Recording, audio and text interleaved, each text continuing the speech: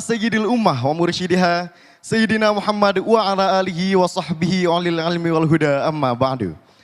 Yang terhormat guru kita tercinta Buya Yahya beserta keluarga, semoga Allah memberikan kepada beliau umur yang panjang dalam ketaatan serta sehat walafiat.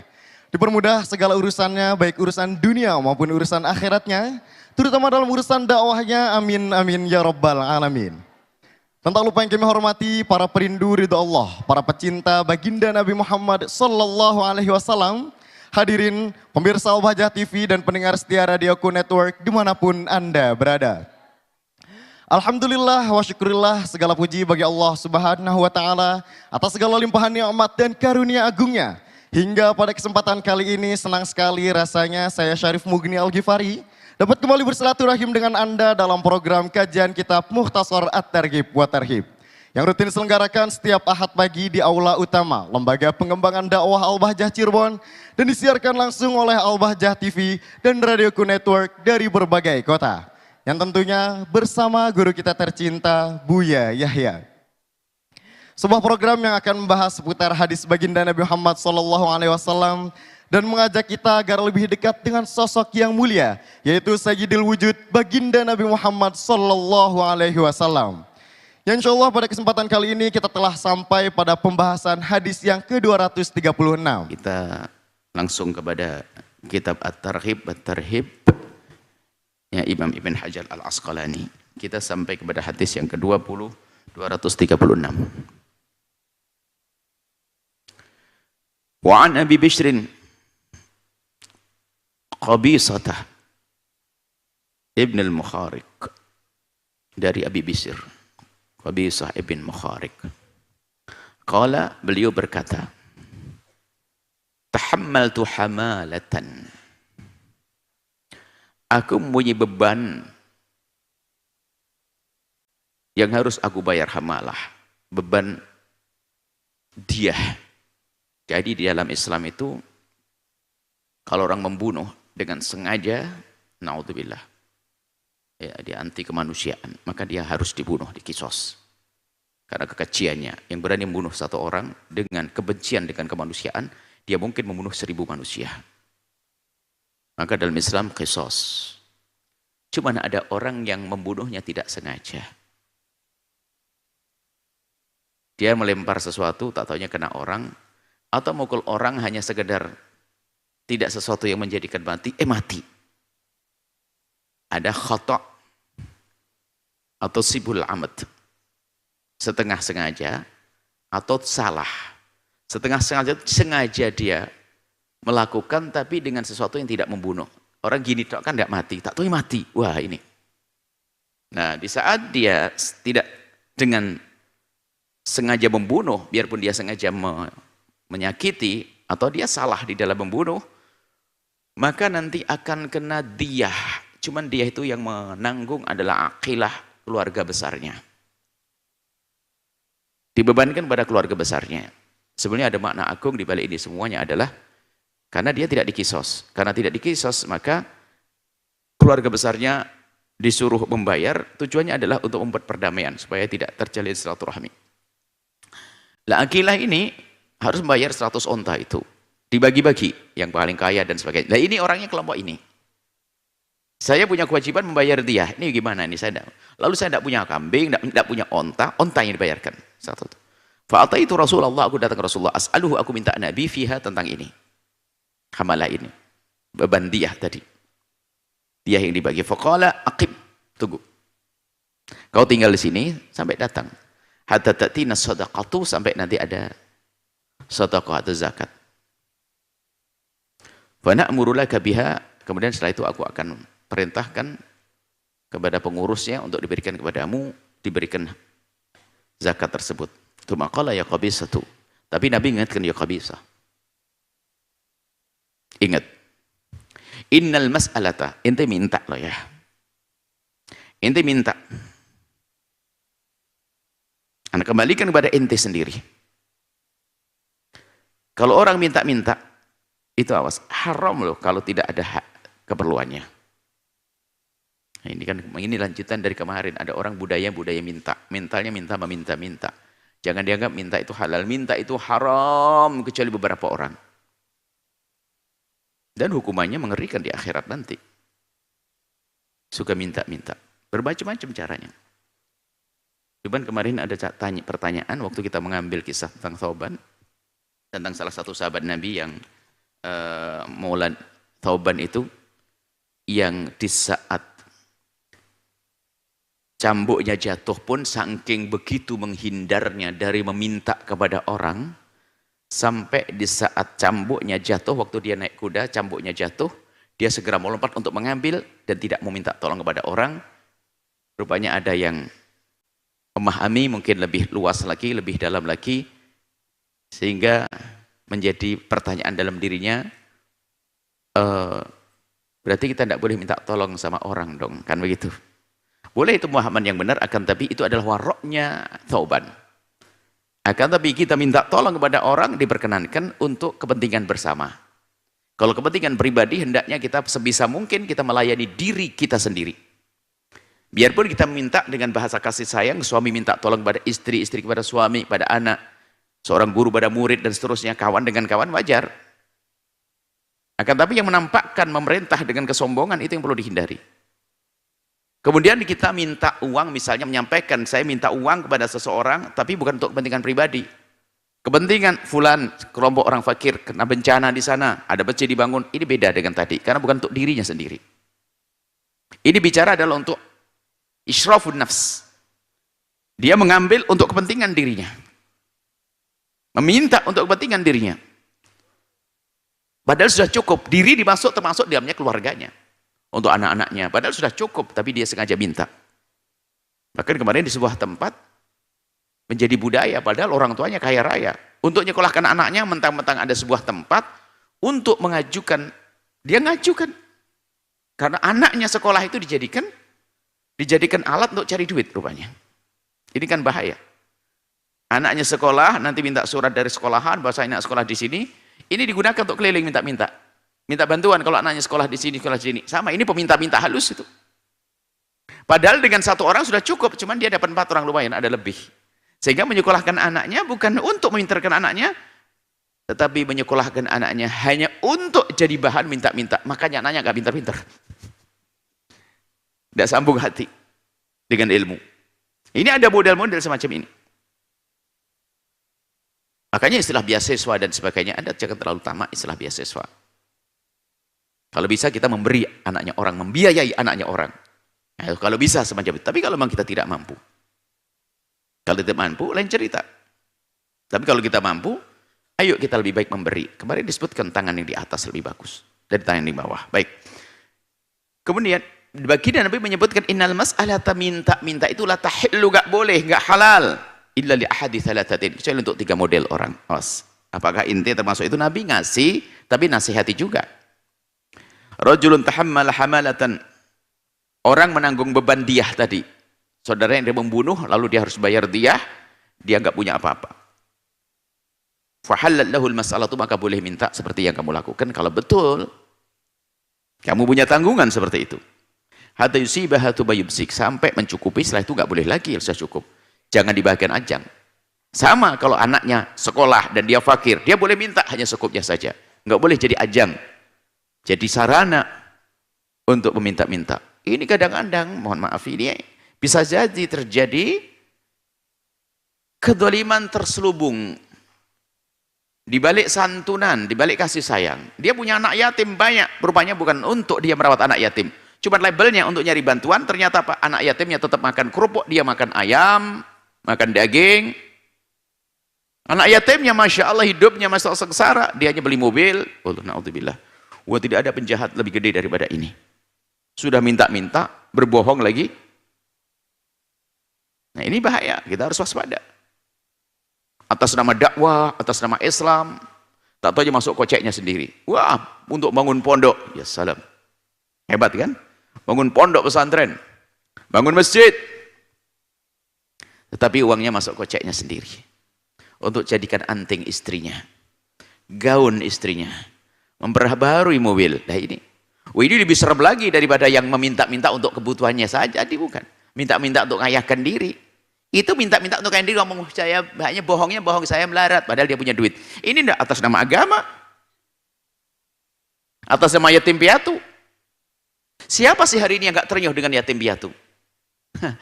Biarpun orang nggak pernah sholat, nggak pernah ini, dia mikir ya ternyuh. Saya punya anak yatim 30, Masya Allah.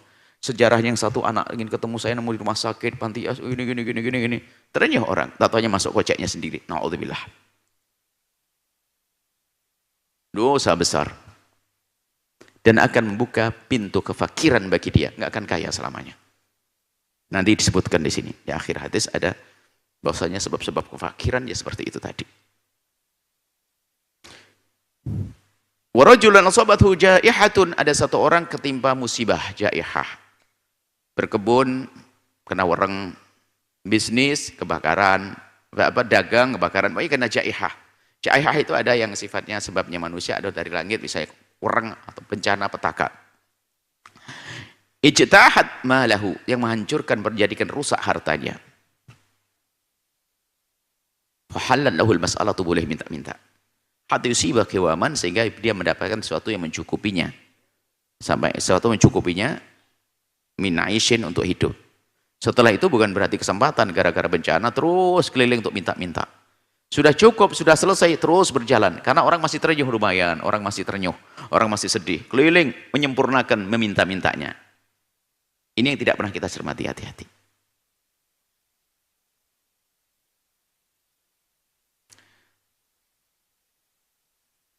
Aqala sidada min aishin, atau maksudnya sekedar untuk mencukupi hidupnya saja.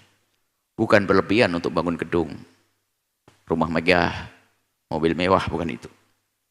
Wa rajulun asabatu faqatun, ada orang tertimpa kemiskinan, ya sudah miskin. Hatta yakumu thalathatu min dhawil hijab min qaumihi, maka kalau memang ada orang fakir itu ternyata caranya harus ada 3 orang yang menyatakan bahwasanya ia adalah fakir. Ada rekomendasi kayak ada gimana orang ini, oh ya fakir. 3 orang, akil itu orang yang bisa berpikir. Dalam keterangan lain adalah orang yang bisa dipercaya, bukan timnya yang mengatakan fakir. Tim pencurinya atau tim pengemisnya itu kan mengatakan fakir, ya pasti. Jadi ada orang lain misalnya begini, ada orang hidup di kampung itu. Dia minta-minta ke kita. Di situ ada 3 orang kampung, dikatakan, Pak gimana tentang orang ini? Oh iya betul. Nah itu, kasih.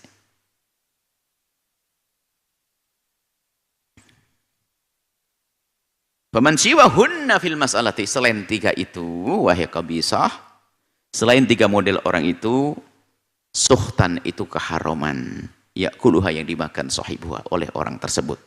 Suhtan, haram. Allah. Rawahu Muslim, Abu Dawud, dan Nasa'i.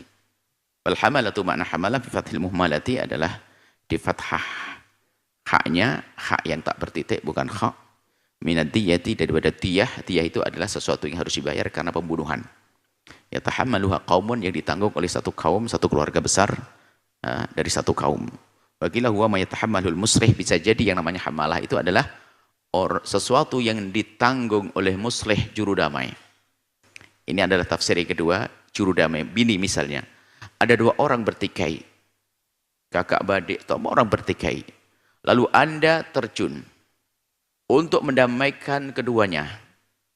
Ternyata untuk mendamaikan Anda perlu uang, sampai uang Anda itu habis. Anda boleh ngambil dari zakat, bahkan Anda boleh minta-minta. Karena tujuan Anda adalah mendamaikan 2 orang atau 2 kelompok. Baina fi'ataini mimalihi, untuk mendamaikan orang, lalu sampai dia keluar uang, sampai habisnya uang. Liyarfa' bainahum al-qital, supaya tidak terjadi pembunuhan. Jadi yang menjadi juru damai lalu uangnya habis untuk mendamaikan orang, boleh. Wal jaiyah, ada makna jaiyah, ada al-afah, adalah bencana. Wal gawam, fi'il kafi, gawam. Wal kafsul afsah, giwam atau gawam. Ma yakumu bihi halul insan, yang menjadikan orang itu normal hidupnya. Maksudnya rizki yang mencukupinya. Mau makan ada makan, mau minum ada minuman. Bukan berfoya-foya, bukan, cukup. Dikatakan sudahlah, hari ini kamu tidak akan lapar kan? Enggak. Bukan hari ini enak makanmu, bukan itu. Hari ini kamu enggak lapar kan? Hari ini kamu enggak haus kan? Bukan hari ini kamu nyate apa? Bukan hari ini jus apa yang kau minum, bukan itu.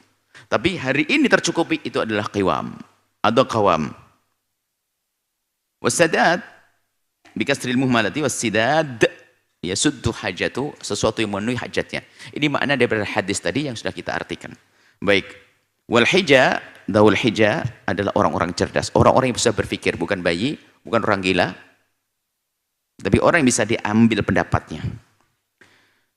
Hadis selanjutnya wa'ani bin Abbas, dari Sayyidina Abdullah bin Abbas radhiyallahu taala anhuma, semoga Allah memberikan keridhaan kepada keduanya. Qala, beliau berkata, qala Rasulullah sallallahu alaihi wasallam bersabda, bayangkan Nabi yang bersabda. Istaghnu 'anin nas, merasalah kalian cukup dari manusia. Jangan gampang merengek.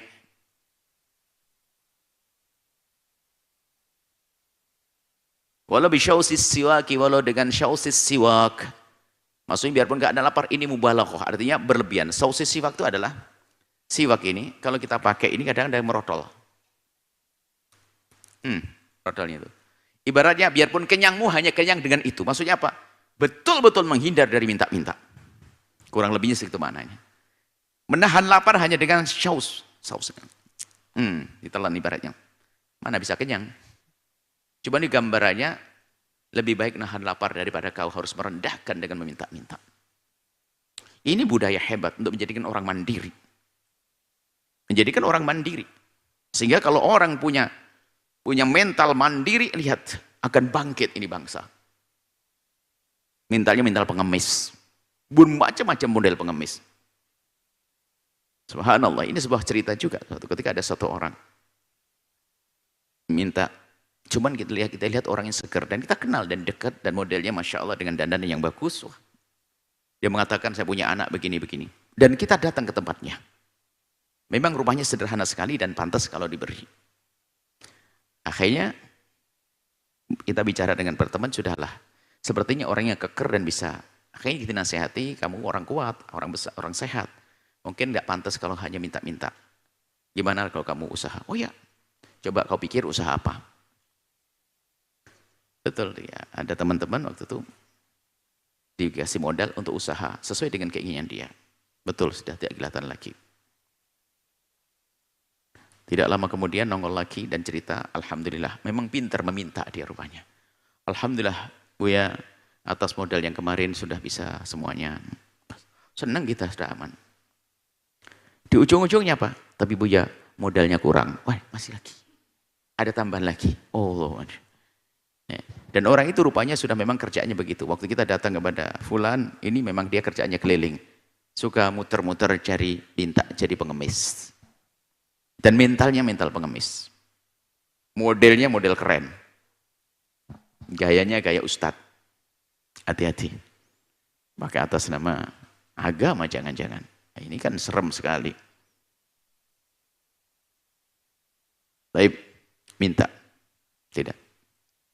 Nabi mengajari mandiri. Rawah al-Bazzar, Tabrani bisnadin jayyidin. Hadis selanjutnya, wa an Abi Hurairah, dari Abi Hurairah radhiyallahu anhu, qala Rasulullah bersabda, "Innallaha" Allah senang dengan yuhibbul ghani. Allah senang dengan orang kaya yang kayak mana? Al-Halim, yang lembut. Penuh kesabaran, penuh kasih. Al-Muta'affif, yang tidak meminta-minta. Wa yabghadul badhi, Allah tidak senang dengan orang yang mulutnya kotor. Fajir, keji, suka berbuat keji. Sa'il, peminta-minta. Mulih, maksa. Minta-minta maksa lagi. Nah, ini ada sifat-sifat tidak baik. Makanya yuhibbul ghani, maka ayo kita bisa berusaha untuk menjadi orang kaya. Maksudnya kaya ini bukan kaya melimpah. Disebut Nabi kaya, ghinan nafas. Tidak tamak yang di tangannya orang itu kaya. Itu yang dicintai oleh Allah. Bukan harus harta melimpah, tidak. Tapi kita, kalau bahasa Jawa nih, melihat hartanya orang itu menjadi apa ya? Ora PTN itu apa ya? Yang Jawa, ora PTN ini enggak pernah tergiur, biasa saja. Karena itu bahayanya orang biasa meminta-minta ini, biarpun menjadi apapun menjadi orang rendah.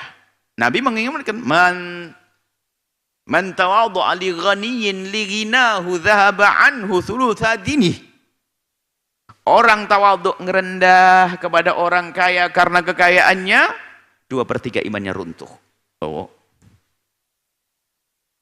2/3 imannya runtuh. Ini ilmu dari Nabi. Ayo kita dengar, kita amalkan, kita rasakan. Cuman kalau sudah mental pengemis, seni yang macam-macam. Tidak bisa dengan ini, dengan model-model. Sampai kita contohkan, ustadz pun bisa saja minta, padahal dia sudah banyak duit. Mintanya halus dengan jamaah yang mengundangnya, hanya cukup ngomong, Pak Haji, kok di sini masih ada hotel mewah, hotel mahal ya? Tadi saya nginep di situ 7 juta semalam, Masya Allah, ada hotel. Maksudnya biar dibayari. Ini ustadz-ustadz model aneh-aneh, biar dibayari. Setelah itu ngerti, ini ustadz mahal, nggak mungkin saya hanya ngasih 10 juta, hotelnya aja mewah. Loh, ini kan trik. Trik. Hati-hati, sengaja kita mulai dari yang biasa di mimbar ini. Oh, seni, kreatif. Jadi pengemis. Maksudnya Anda jangan seperti itu, wahai para calon-calon ustadz ini. Cuman kalau melihat orang jangan seudon juga, Anda tidak mengerti. Ini hati-hati, buat trik. Semoga Allah menjauhkan daripada kebusukan ini. Wa'an ini dari Sayyidina Abdullah bin Umar radhiyallahu ta'ala anhuma, anna Rasulullah bersabda wa huwa 'alal mimbar. Rasulullah bersabda dan Nabi di atas mimbar. Bayangkan, oh indahnya. Para sahabat lihat baginda di atas mimbar. Oh. Dzakara shadaqata, menyebut tentang sedekah. Zakat, cerita tentang urusan zakat dan sebagainya. Kemudian Nabi menyebutkan wa ta'affufa, dan menyebut kemuliaan orang yang punya iffah. Ta'affuf itu biarpun miskin tapi tidak menjadi peminta-minta. Kalau orang kaya nggak minta-minta wajar karena dia punya. Nggak biasa saja, Om. Kaya nggak minta, biasa. Kaya minta, sengsara. Miskin minta-minta, sah. Tapi hebat lagi adalah sudah miskin tapi tidak minta-minta. Itu udah muta'affif. Muta'affif. Anil mas'alati, orang yang menghindar dari minta-minta. Banyak ini ketemu, kita menemukan orang biarpun dia sangat fakir, nggak gampang dia minta-minta. Di sebuah kampung dia nggak pernah dengar kalau dia minta-minta. Bahkan dia jualan, kalau kita kasih harga lebih saja dia nggak mau. Saya hanya ngambil uang saya, selebihnya dikembalikan. Nggak mau. Rujak aja ini 7.000, dikasih 10.000. Ibu ambil saja 3.000-nya. Nggak mau dia. Saya tidak mencari itu, saya mencari rizki saya sendiri. Waduh, hebat ini. Kalah ustadznya. Ustadz yang suka minta-minta tadi itu. Oh, ini model ustadz. Nanti ustadz, naudzubillah, makanya kita waspada. Ustadz, anaknya ustadz. Oh, ini jual nama bapaknya keliling. Coba bayangkan kalau akal busuk ini dipakai. Santrinya ada Jawa Barat, Jawa Timur, Jawa Tengah. Ini bisa satu ditambah lagi pulau mana. Bisa Jawa Barat seminggu. Diziarahi tak. Diziarahin, cari duit.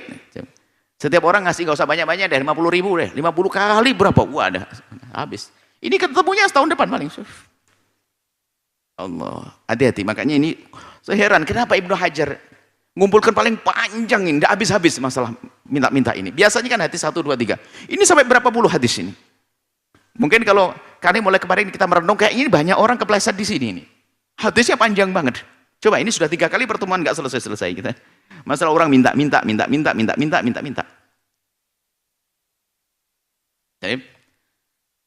Lalu Nabi menyebutkan al-yadul ulya, tangan di atas. Khairun min yadis sufla, lebih bagus daripada tangan di bawah. Jangan biasa minta-minta, berusahalah untuk bisa memberi. Biarpun sangat fakir, seperti Uwais Al-Qarani, dia tetap ingin berbagi. Tidak ada orang fakir di kolong langit, di bawah kolong langit, melebihi daripada Uwais Al-Qarani. Ternyata beliau adalah juga ingin berderma. Tidak punya apa-apa. Makannya hanya jika ada orang membuang roti, itu pasti halal. Karena nggak diambil lagi, diambil itu roti yang dibuang di sampah. Dia berkata pada anjing, anjing kau sana, aku di sini. Mengambil roti. Roti dibagi 3. Yang paling bersih, kanan. Sedang, tengah. Kotor, yang agak kotor, diwadahi lalu dikasihkan ke anjing. Yang tengah-tengah dimakan untuk mengenyangkan perutnya. Yang paling bagus dirapikan lagi, dibungkus, diberikan kepada si fakir. Orang fakir yang ditemuinya. Lalu berkata, ya Allah, ini kemampuanku untuk membantu saudaraku yang fakir, ya Allah. Jangan hukum kami, ya Allah, dengan ketidakpedulian dengan mereka. Yang fakir saja mikir orang fakir. Wah, Anda ini cukup, kalau tidak mikir orang fakir, Anda keterlaluan. Hanya untuk ngayakkan diri, senang diri, dan sebagainya. Bukan hatinya umat Nabi Muhammad. Ayo kita hidupkan hati kita. Peduli dengan saudara. Peduli dengan perjuangan. Baik, kemudian kita lanjutkan. Makna yadul ulya ini, itu yang pertama. Makna yang biasa difahami oleh sebagian orang, makna itu benar. Orang memberi lebih bagus daripada minta. Namun ada yang makna yadul ulya di sini adalah, bukan tampaknya tangan ulya, adalah orang yang mengangkat atau menghindarkan tangannya dari meminta-minta.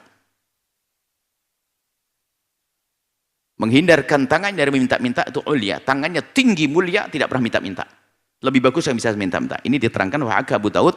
Imam Abu Daud menghikayahkan, menceritakan anna ashab Ayyub, bahwasanya ashab fi riwayatihi an Nafi, dari ini riwayat dari Nafi, ikhtalafu, mereka para ulama berbeda pendapat tentang makna al-yadul ulya. Tangan di atas lebih bagus dari tangan di bawah, itu ada perbedaan pendapat. Yang pertama kayak tadi itu. Faminhum man qala, pendapat pertama mengatakan al-munfiqah, orang yang memberi itulah tangan di atas. Sebab cara memberi biasanya tangannya di atas. Yang nerima tangannya di bawah. Ini gambarnya jelas. Wa minhum man qala, ada yang mengatakan memaknai lain. Ini maknanya lebih dakik, lebih abad dahsyat lagi makna yang diberikan. Yang kedua apa? Al-muta'affifah, orang yang fakir tidak minta-minta. Itu yang punya tangan di atas. Dia fakir, tapi dia menahan diri dan minta-minta, maka dia telah memuliakan tangannya dari merendahkan diri dengan minta-minta. Qala al-Khattabi, Imam Khattabi berkata, hadza tsani, pendapat yang kedua, asybah, lebih dekat kepada kebenaran, lebih cocok. Lianna awal hadis, sebab hadis pertama itu annahu dzakara ta'affufa. Jadi Nabi setelah nyebut sedekah, nyebut tentang ta'affuf. Lalu ta'affuf itu dijelaskan. Ini loh, ta'affuf itu adalah menjadi orang yang tangannya di atas. Orang ta'affuf yang menghindar dari meminta-minta, dia mulia karena menjauhkan tangannya dari direndahkan dengan minta-minta. Dzakar ta'affufan masalih. Fa'atul kalam ala, mengatofkan kalam, menyambungkan kalam ala. Dalam keterangan bukan syabahil ladzi, ala syabahil ladzi kharaja alaihi sah. Tapi sebagian naskah ala sababihil ladzi. Sababihi, sinnya kecil, bukan shin short, shin. Ini syabahi bisa saja maknanya. Tinggal kita tahu kembalikan kepada naskah yang lain. Cuman dalam naskah-naskah syarahnya, terhibnya Imam Tirmidzi, ala sababihil ladzi kharaja alaihi. Jadi yadul ulya itu dikembalikan kepada kalimat yang paling dekat tadi, yaitu bahwasanya al yadul ulya dikembalikan kepada ta'affuf tadi. Jadi bukan dimaknai orang yang memberi. Ini adalah cara memahami. Wa man tawahhama anal ulya, barang siapa yang menduga bahwasanya al ulya, tangan di atas itu yal mu'tiyah, memberi, akhdhan minal isti'la, diambil dari kata isti'la. Kalau orang memberikan harus meletakkan tangannya di atas, kalau tangannya di bawah nggak bisa. Padahal biasanya ambil, bisa kan? Bisa sebenarnya. Ambil di duit nih, bisa. Tapi umumnya ada tangannya di atas isti'la. Falisa'in bil wajah, menurut kami kayaknya nggak ketemu nih. Bukan ini. Wa innama huwa, akan tapi maknanya daripada al-yadul ulya, tangan di atas adalah min ala'il majdi wal karami, mulia tangannya dengan sifat kemuliaan, wal karam, sifat mulia dan terpuji, dengan tidak merendahkan tangan dengan minta-minta. Jadi al-yadul ulya adalah tangan yang dihindarkan dari meminta-minta, itu yadul ulya. Lebih bagus daripada tangan yang direndahkan dengan meminta-minta. Itu. Wa an Hakim bin Hizam, daripada Hakim bin Hizam radhiyallahu taala anhu, kalau Rasulullah SAW bersabda, al-yadul ulya khair min yadis sufla, tangan di atas lebih bagus daripada tangan yang di bawah. Wabda biman ta'ul, hei hamba yang telah dirindukan oleh Allah untuk berderma, tapi jangan anda bersedekah dengan hawa nafsu. Ibda biman ta'ul, hendaknya engkau mulai dari orang sekitarmu yang ada tanggung jawabmu kepada mereka. Senang bersedekah dengan orang yang jauh di sana, bibitnya nggak pernah dipikirin, keblinger. Senang bersedekah di tempat yang jauh di sana, ponaannya sakit, nggak dipedulikan, nggak bisa sekolah, nggak pernah dipikirin. Hati-hati, hawa nafsu. Ibda biman ta'ul, mulailah dari orang yang di bawah naunganmu dalam nafkah, iya. Kemudian setelah itu al-akrab fal-akrab, orang paling dekat, paling dekat. Kalau orang bersedekah dengan manusia yang kita temui di mana saja akan jadi sedekah. Tapi kalau orang sedekah dengan kerabatnya akan menjadi sedekah plus silaturahim.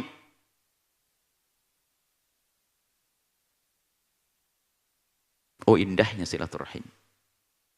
Yang diajarkan bagi Nabi itulah keindahan kasih sayang, keindahan cinta.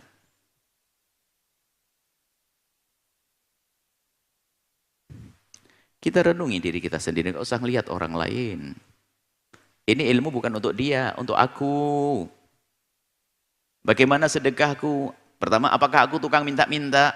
Dijawab bukan. Alhamdulillah. Tapi apakah aku sudah memberi?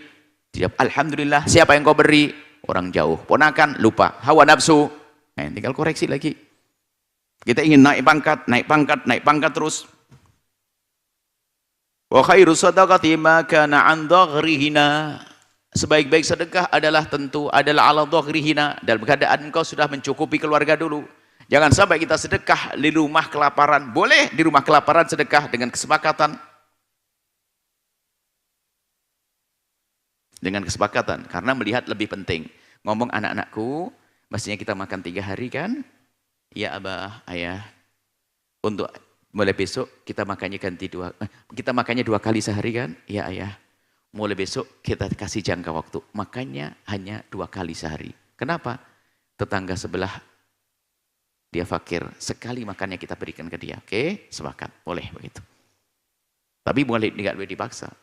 Dan Anda sebagai seorang bapak yang sangat soleh tidak boleh memaksa orang di bawah naungan Anda jadi seperti Anda. Mungkin Anda makannya sederhana terus, puasa terus setiap hari. Biar Anda, tapi jangan istri Anda, anak Anda suruh puasa kayak Anda. Nah, ini kan namanya orang sok ibadah kok nyiksa orang. Anda mungkin sebagai seorang yang sangat soleh dekat kepada Allah, biasa makan sederhana. Mungkin puasa gampang lah. Tapi anak Anda nggak boleh Anda perlakukan seperti itu, Pak. Hormati dia. Ya semampunya, nggak boleh kita zalim. Makanya di saat kita ingin berderma, beresin dulu keluarga. Dengan kadar untuk bertahan hidup cukup. Bukan berarti harus punya gedung megah, bukan, itu keplinger lagi nanti. Tidak bersedekah artinya, oh rumahnya masih kecil, oh emasnya masih 2 kilo, saya bikin 4 kilo baru sedekah, ya kapan? Bukan begitu, baik. Man yasta'if, barang siapa yang ini sir. Ingat, barang siapa yang menjadikan dirinya afif, yang barang siapa yang sta'if, menjadikan dirinya pantang meminta-minta, itu loh. Barang siapa yang menjadikan dirinya pantang minta-minta, yu'iffahullahu, Allah akan cukupi. Oh, langsung urusannya dengan Allah ini. Ternyata kunci pembuka rezeki adalah di saat kita tidak biasa minta-minta. Dan itu strategi dalam sebuah perjuangan, memang itu kemandirian. Gambarannya adalah seorang panglima perang itu adalah di sana, lawannya ada di kapal sana. Dia berada di kapal, kita akan perang ke sana. Kurang lebihnya, ini kan termasuk strategi. Biarpun nanti dibahas, bolehkah seperti itu. Ternyata panglima mengatakan, buang semua makanan di kapal kita. Setelah dibuang, kenapa? Makananmu ada di sana. Jika kau tidak kalahkan mereka, kau mati. Loh. Ini artinya, di saat kita merasa bahwasanya harus mandiri, bangkit nanti. Saya sudah pastikan tidak akan minta-minta, kerja dia. Saya pastikan tidak akan minta-minta, berusaha dia. Tapi kalau sudah terlintas banyak, oh kayaknya abang punya duit, tas paling dikirimin nanti. Ini. Kalau sudah punya harapan dikasih sama orang, lihat lemah usahanya, lemah kerjanya, lemah semangat kerjanya. Yuk jadi orang hebat mulai hari ini. Pantang minta-minta. Pantang minta-minta. Kalau sudah kita menjadikan diri kita orang yang tidak meminta, pantang meminta-minta, maka yu'iffahullahu, Allah yang menjamin kecukupan. Dan memang strateginya masuk, sehingga dia bergerak dong.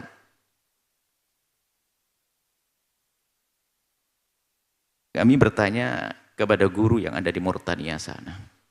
Waktu itu. Gimana sih resep menghafal kok cepat banget di sana? Dijawab bahasanya, sebenarnya kecerdasan mungkin tidak beda dengan, cuman waktu kami belajar, itu loh. Waktu kami belajar itu kan masih pakai papan begitu. Belum ada begini, tulisan begini. Setelah ilmu ditulis oleh seorang guru, guru ngomong, cepat hafal nak. Kalau kamu tidak hafal hari ini, kamu tidak punya ilmu besok. Setelah ini mau dihapus, kenceng konsen dia menghafal. Karena setelah itu dihapus, nggak ada buku. Tapi gara-gara ada buku ini loh, nanti aja ngapalnya.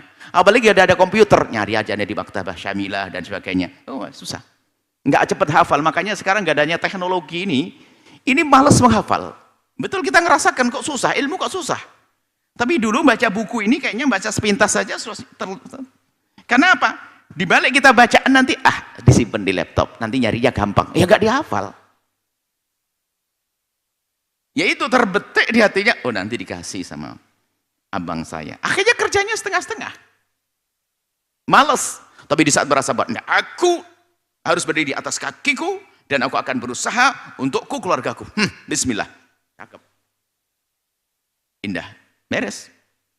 Akan tapi sifat meminta-minta itu yang harus dihindari. Karena itu akan menjadikan semangatnya lemah di dalam berjuang mencari rezeki yang halal. Muta'afif. Kita harus menjadi orang yang membiasakan diri dari sifat meminta-minta. Allah.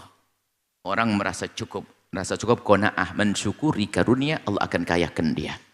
Yang gampang ngeluh dengan karunia tidak syukur, dia akan semakin fakir. Disebutkan nanti hadis selanjutnya. Wa Nabi Dzar radhiyallahu ta'ala anhu, dari Sayyidina Abi Dzar radhiyallahu ta'ala anhu. Panjang ini kita pengen selesaikan, tidak bisa juga. Berarti betul-betul masalahnya panjang. Ini 4 kali pertemuan masalah minta. Jangan sampai setelah itu kita tetap nggak paham.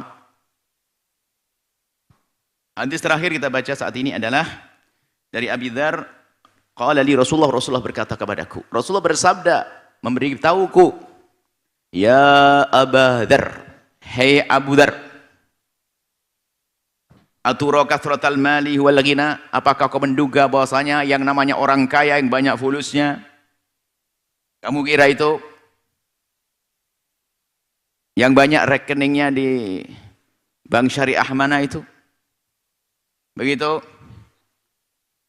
Qultu, kata Abu Dzar, na'am, iya dong, apalagi kalau bukan karena fulusnya banyak. Na'am ya Rasulullah, betul. Qala afatura kilatal mali wal faqr, apakah kau menduga, wahai Abu Dzar, bahwasanya yang namanya fakir itu di saat orang nggak punya duit? Qultu, na'am, ya Rasulullah, siapa lagi kalau bukan itu? Orang fakir nggak punya fulus. Qala, Nabi menjawab, innamal ghina inal qalbal wal faqru faqrul qalb. Orang kaya adalah kaya hati. Dengan apapun yang karunia akan bersyukur, sehingga dengan syukur dia pantang untuk ngerengek minta-minta kepada manusia. Biarpun minta boleh pada suatu ketika, ada saatnya. Akan tapi pun demikian dia akan membatasi, tetap menjaga dirinya, kemuliaannya. Jadi kaya yang sungguhnya kan begitu. Gini loh ya. Kaya itu kan merasa kaya, hati nyaman, tenang, itu kan di saat sudah tidak ada tuntutan lagi. Di saat kamu tidak mengharap ini itu, berarti kaya saya nggak perlu, enak, saya tidak sibuk. Saya tidak bersibuk dengan ini, dengan itu. Tapi di saat dia punya keinginan, lihat, biarpun katanya punya 1 miliar, dia pengen rindu 2 miliar. Tersiksa. Setelah punya 2 miliar, pengen 4 miliar. Tapi yang merasa syukur dengan karunia Allah, biarpun dikasih 1 miliar, alhamdulillah. Kasih 10.000, alhamdulillah. 100 juta, alhamdulillah. 1 miliar, alhamdulillah. Gitu dok. Jika ditambah lagi, alhamdulillah. Bukan mengejar ketamaannya. Kalau ngejar ketamaannya, dia tidak akan puas. Haus terus seperti yang disampaikan Nabi. Manusia ini yang kalau di dalam hatinya tidak ada qanaah, tidak ada syukur tadi. Kalau hatinya tidak kaya, maka akan muncul ketamaan, rakus. Kalau orang tamak itu bagaimana? Kalaupun seandainya dia dikasih 1 lembah emas, kata baginda, dia menginginkan lembah emas yang kedua.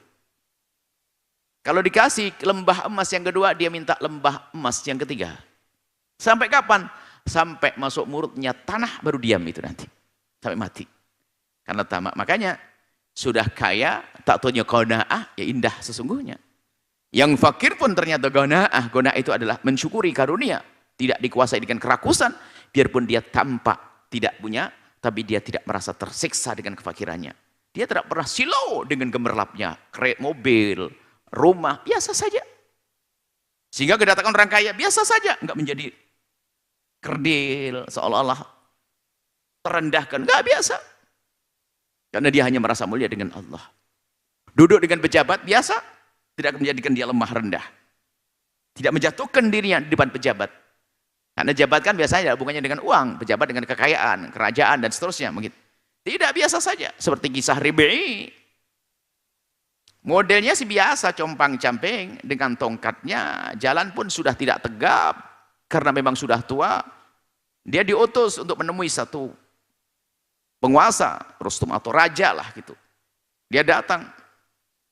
Pengawalnya menanya, siapa kok? Aku Rib'i. Mau kenapa? Mau ketemu sang raja. Dilihat orangnya kerempeng, jalan begitu ya disampaikan ke raja. Kalau orang keker kan bahaya, takut merusak, takut bikin ontran-ontran di dalam. Disampaikan kepada sang penguasanya. Ada satu orang mau datang ini dari orang muslim. Modelnya gimana orangnya? Orangnya lemah gini pakai tongkat. Ayo suruh masuk. Aman deh. Kalau ngapa-ngapain tinggal ditendang aja kan gitu. Berjalan ini Rib'i. Semuanya orang di saat menghadap raja itu adalah dengan jalan kesot, dengan bermacam-macam cara menghormat. Dia itu dengan tongkatnya itu adalah tegap, tidak pernah miring, tidak pernah tetap sampai duduk di samping rajanya itu.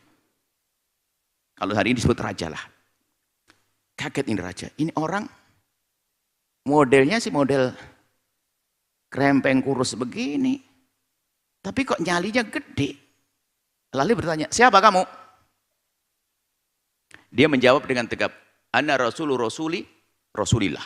Aku utusannya Nabi Muhammad SAW. Bergetar hatinya. Dia dengar nama Nabi Muhammad. Utusannya bukan utusan Nabi Muhammad. Utusannya Nabi Muhammad. Sudah begitu krempeng. Ini aja beraninya begini, gagak tegap begini. Bagaimana tentang Muhammadnya? Wah, ada wibawa ini. Makanya kalau atas nama Islam itu jangan jadi orang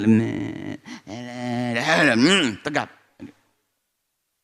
Dia dengan gayanya biarpun dia orang lemah, tapi orang takut mikir, ini sudah utusannya orang kurus begini, orang begini saja, pakai tongkat tapi tidak pernah takut. Bagaimana Nabi Muhammad? Kebayang keberanian Nabi Muhammad hanya melihat seorang Rib'i. Ini loh, atas nama Islamnya, Islam nyongsep kan gak enak. Mungkin kita tidak punya apa-apa, tapi gagah kita dengan Islam. Diajarkan seperti itu. Dan penuh kasih setelah itu kalau kita memang sudah punya kekuatan. Penuh kasih dengan Islam. Di luar Islam pun kita kasihi kok. Indahnya Islam. Kurang lebihnya seperti itu. Ghinanya hina nafsu. Hina nafas kaya hati. Hinal galib kaya hati. Itu kaya yang sesungguhnya. Biarpun dia adalah secara zahir fakir, akan tapi ternyata hidupnya tenang karena dia kaya hati. Gak pernah silau dengan gemerlap dunia. Rawah Ibnu Majah, Ibnu Hibban fi hadithin diriwayatkan oleh Ibnu Hibban dalam satu hadisnya. Wa an Sahal mungkin satu kali, wa an Sahal. Cukup insyaallah sampai di sini, wallahu a'lam bissawab. Mari kita tutup dengan doa bismillahirrahmanirrahim. Alhamdulillahirabbil alamin, Allahumma shalli ala habibina sayyidina Muhammad wa sayyidina Muhammad. Allahumma ya Allah ya Rahman ya Rahim. Pandang kami dengan kasih sayang dan cinta darimu ya Allah. Berikan kepada kami segala kebaikan di dunia dan di akhirat ya Allah. Ya Allah, pandang orang tua kami dan guru-guru kami dengan kasih sayangmu ya Allah. Panjangkan umur mereka dalam ketaatan serta sehat walafiat. Yang telah mendahulu kami ampuni dan angkat derajat mereka ya Allah. Berkailah kami semua yang hadir di sini. Jadikan kami hamba yang saling mencintai karenamu ya Allah. Jauhkan dari benci, dengki, dendam ya Allah. Jauhkan dari dendam ya Allah. Jauhkan dari dendam ya Allah. Jika ada orang berbuat salah kepada kami, menyakiti kami, zalim pada kami, aniaya kepada kami, menfitnah kami, ampuni mereka. Jangan hukum mereka. Ampuni mereka. Jangan hukum mereka. Berikan segala kebaikan kepada mereka ya Allah, karena mereka umat kekasihmu Nabi Muhammad. Dan jauhkan kami dari prasangka buruk kepada hambamu ya Allah. Jangan Engkau tampakkan keburukan mereka di mata kami. Kami tidak ingin melihat kekurangan mereka. Jika kami pernah melihat kekurangan mereka, ya Allah tutup, ya Allah jadikan kami melupakannya, ya Allah. Ya Allah, ampuni kami semua, ya Allah. Yang sempit rizki, lapangkan dengan rizki yang halal penuh berkah. Yang sakit, sembuhkan. Yang punya hutang, mudahkan kami dalam bayar hutang-hutang kami, ya Allah. Wujudkan keindahan dalam rumah tangga kami, ya Allah. Suami istri yang saling mencintai karenamu, ya Allah. Ya Allah, ya Allah. Cukupkan kami dengan yang halal darimu, ya Allah. Hingga kami tidak melirik kepada yang haram. Cukupkan kami dengan yang halal. Buka pintu halal untuk kami, ya Allah. Jauhkan kami dari sebab-sebab kehinaan zina. Jauhkan kami dari muqaddimah zina. Siapapun ya Allah, jika ada hambamu yang terpleset saat ini, terpleset dari hina dan busuknya zina, muqaddimah zina, kami mohon berikan kesadaran, penyesalan yang sesungguhnya. Ampuni mereka ya Allah. Tutup aib mereka di dunia sehingga di dunia tidak terhinakan. Dan tutup aib mereka di akhirat sehingga tidak kau hukum ya Allah. Bencikan kepada zina. Buka pintu halal untuknya. Dan jauhkan kami dari menggunjing pezina. Kirimkan kepada kami hambamu yang tulus dan ikhlas ahli surgamu yang bisa berjuang bersama kami dan jadikan kami bersama mereka. Jangan tinggalkan kami.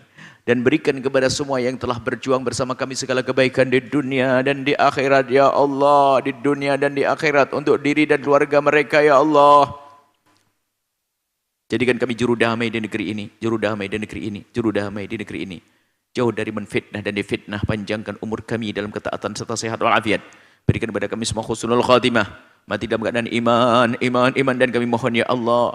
Jadikanlah ucapan kami di akhir hayat kami kelak. Saat Engkau hendak mencabut nyawa kami. Kami ingin saat itu ya Allah. Hati dan lidah kami mampu mengucapkan kalimat agung dan mulia. La ilaha illallah Sayyidina Muhammad Rasulullah. La ilaha illallah Sayyidina Muhammad Rasulullah. La ilaha illallah Sayyidina Muhammad Rasulullah. Sallallahu alaihi wasallam. Rabbana atina fid dunya hasanah. Wa fil akhirati hasanah wa qina adzabannar. Wa sallallahu ala Sayyidina Muhammadin. Wa ala alihi wa sahbihi wasallam. Alhamdulillahi rabbil alamin. Al-Fatihah.